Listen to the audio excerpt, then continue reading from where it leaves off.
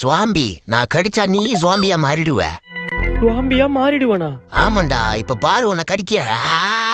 ஆபியம். யாய். ஆத்தா டங்கு.